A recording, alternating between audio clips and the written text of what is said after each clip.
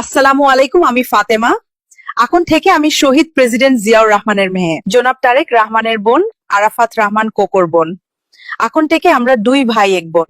আপনারা আমাদের জিয়া পরিবারের জন্য দোয়া করবেন, আমার ভাইয়া তারেক রহমানের জন্য দোয়া করবেন, আমার আম্মা বেগম খালেদা জিয়ার জন্য দোয়া করবেন।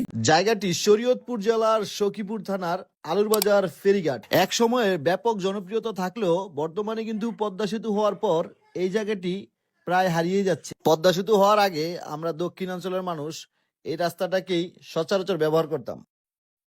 দেখি নাই যে দল আমাকে মনোনয়ন দিবে না, আমি এটা স্বপ্নেও ভাবি নাই, কিন্তু সর্বোচ্চ পরিকল্পনাকারী তো মহান রাব্বুল আলামিন, ঠিক না? তাহলে সর্বোচ্চ পরিকল্পনাকারী হয়তো আমার জন্য আরো ভালো কোনো পরিকল্পনা করে রেখেছে। কাজে এখন কি আমি স্বতন্ত্র জমা দিয়ে দলের বিরুদ্ধে এবং আল্লাহর বিরুদ্ধে যুদ্ধ করব? আমার পরিচয় কি? বিএনপি। আপনার পরিচয় কি? বিএনপি। আমরা বাঁচলে বিএনপি, মরলেও বিএনপি। আমরা বিএনপির বাইরে কোনো পরিচয় পরিচিত হতে চাই না, স্বতন্ত্র শয়তানতন্ত্র পরিচয়ে পরিচিত হতে চাই না। এই তন্ত্রমন্ত্র আমাদের নাই, আমাদের একটাই তন্ত্র, বাংলাদেশ জাতীয়তাবাদী দল তন্ত্র। আমাদের একটাই তন্ত্র, খালেদা জিয়া তন্ত্র। আমাদের একটাই তন্ত্র, তারেক রহমান তন্ত্র। এর বাইরে আমাদের কোনো তন্ত্রমন্ত্র নাই। কি ঠিক কিনা? কোন তন্ত্রমন্ত্রে আমরা বিশ্বাস করি না, আমরা একটাই তন্ত্রে বিশ্বাস করি। জীবনে যতদিন বেঁচে থাকবো এই খালেদা জিয়া, জিয়াউর রহমানের আদর্শ বুকে ধারণ করে তারেক রহমানের নেতৃত্বে বাংলাদেশ জাতীয়তাবাদী দলের একজন সাধারণ সদস্য হিসেবে যেন মরতে পারি, এটাই আমাদের বিশ্বাস। এছাড়া অন্য কোনো কিছুতে বিশ্বাস করি না।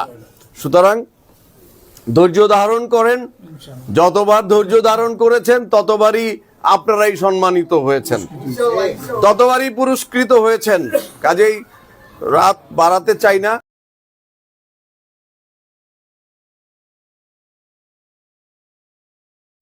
বিএনপির ভারপ্রাপ্ত চেয়ারম্যান তারেক রহমানের বাড়ির সামনে থেকে দুজনকে আটক করেছে সিএসএফ এবং একই সাথে পুলিশ সদস্যরা। আজ সকাল 10:50 এবং 11:15 দুজনকে আটক করা হয় এবং তার মধ্যে একজনের নাম রুহুল আমিন এবং একজনের নাম ওমর ফারুক বলে কিন্তু নিশ্চিত হওয়া গেছে। এবং তাদের যেই পুলিশের পক্ষ থেকে আসলে যেমনটি জানানো হয়েছে যে তারা বাড়ির সামনে অযথা ঘোরাফেরা করছিলেন এবং একই সাথে বাড়ির সামনে তারা ছবি তুলছিলেন এবং তাদের যে গতিবিধি সেগুলো আসলে সন্দেহজনক বলেই কিন্তু পরবর্তীতে সিএসএফ এবং পুলিশ সদস্যরা কিন্তু তারেক রহমানের বাসার সামনে থেকে দুজনকে আটক করে। এবং আপনাদের জানিয়ে রাখি যে বিএনপির ভারপ্রাপ্ত চেয়ারম্যান তারেক রহমান কিন্তু দেশে এসেছেন গত 25 ডিসেম্বর এবং তার দেশে ফেরাকে ঘিরে কিন্তু সরকারের পক্ষ থেকে নানান ধরনের আসলে নিরাপত্তার ক্ষেত্রে সব ধরনের ব্যবস্থা রাখা হয়েছে। এবং একই সাথে যেহেতু তিনি গুলশান এভিনিউর 196 নম্বর বাসাটিতে থাকেন, সেখানে কিন্তু সব ধরনের নিরাপত্তা ব্যবস্থা রাখা হয়েছে এবং পুলিশ সদস্য সহ অন্যান্য আইন শৃঙ্খলা বাহিনীর সদস্যরা এবং একই সাথে বিএনপির চেয়ারপারসনের যে চেয়ারপারসন সিকিউরিটি ফোর্স যেটি রয়েছে সিএসএফ এর সদস্যরাও কিন্তু এখানে দিন রাত 24 ঘন্টা কিন্তু তারাও কিন্তু শিফট অনুযায়ী তারাও এখানে নিরাপত্তার কাজে ব্যস্ত রয়েছেন। এবং গুলশান এভিনিউ 196 নম্বর বাড়ির সামনে যেই বাসগুলো দেখতে পাচ্ছেন, এই বাসেই কিন্তু বিএনপির ভারপ্রাপ্ত চেয়ারম্যান তারেক রহমান তিনি কিন্তু যাতায়াত করেন। এবং একই সাথে গত 31 তারিখে যখন বেগম খালেদা জিয়ার জানাজা হয়েছিল তখন কিন্তু সপরিবারে তিনি এই গাড়িগুলোই ব্যবহার করেছিলেন। এবং তিনি স্মৃতিসৌধে ফুল দেওয়া এবং একই সাথে যেই সংবর্ধনায় যোগ দেওয়া সহ নানান যেই রাজনৈতিক কর্মকাণ্ডগুলো রয়েছে, রাজনৈতিক কাজগুলো রয়েছে, সেগুলোতেও কিন্তু যাতায়াতের ক্ষেত্রে তিনি যখন আসলে হাদির কবর জিয়ারতে গিয়েছিলেন তখনও কিন্তু তিনি সেখানে গিয়েও আমরা দেখেছি যে তার পরবর্তী সময় যে স্মৃতিসৌধ রয়েছে সেখানেও আমরা যে গাড়ি বহরের সাথে কিন্তু আমরা গাড়িগুলো দেখেছি। এবং গত 31 ডিসেম্বর যখন বিএনপির চেয়ারপারসন এবং একই সাথে সাবেক 3 বারের প্রধানমন্ত্রী বেগম খালেদা জিয়ার জানাজা অনুষ্ঠিত হয়েছিল সংসদ ভবনের দক্ষিণ প্লাজায়, সেখানেও কিন্তু সেই গাড়িগুলো আমরা নিয়ে যেতে দেখেছি। এবং 196 নম্বর বাসার সামনে যে দুজনকে আটক করা হয়েছে তাদের মধ্যে একজনের বাড়ি কিন্তু চাঁদপুরের মতলব উপজেলায়।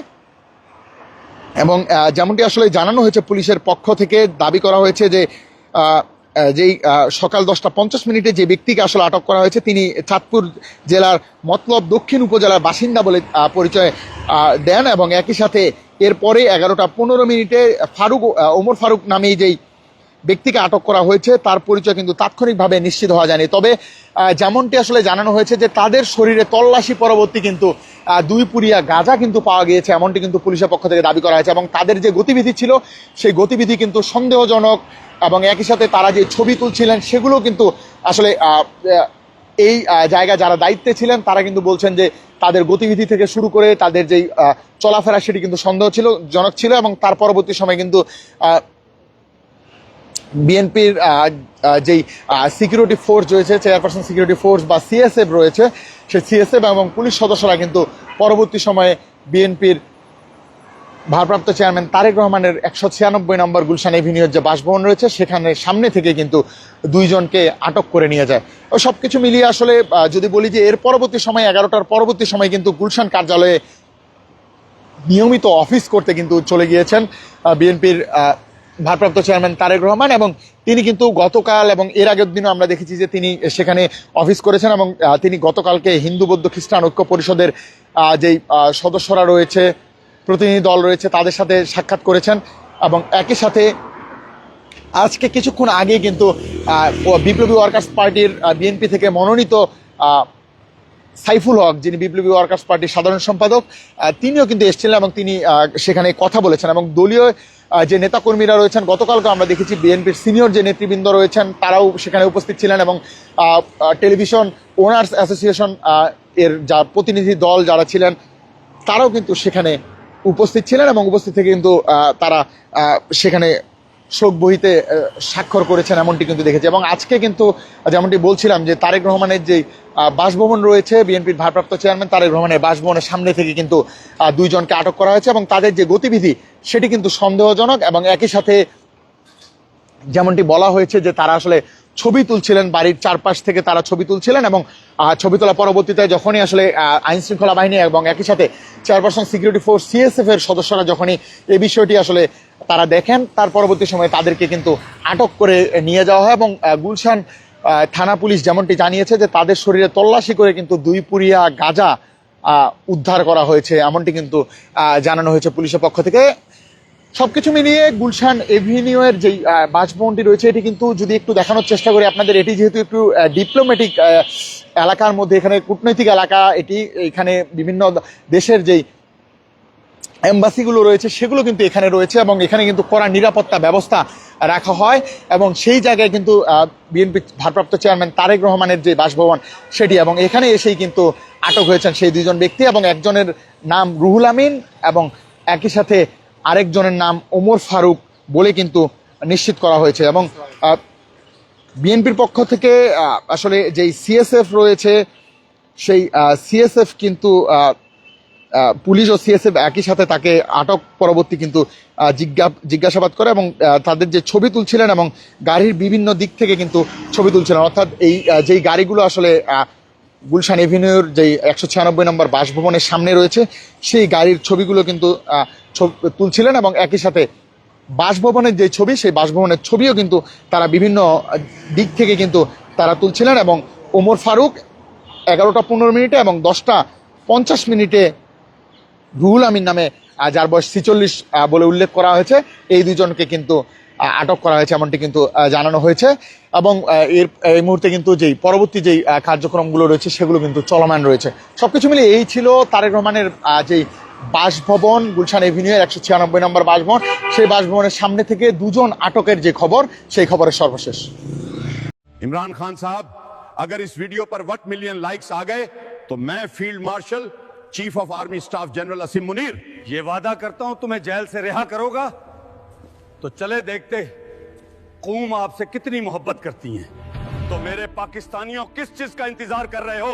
इस वीडियो को वायरल करो और मुझे इस जेल से रिहा करवाओ।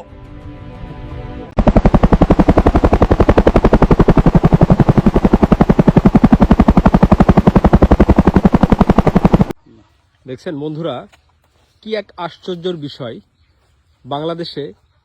আমাদের বাংলাদেশে দেখছেন যে একটা গাছে আপনার 60টা মাথা, এবং 60টা মাথা থেকেই আপনার খেজুরের রস পাওয়া যায়।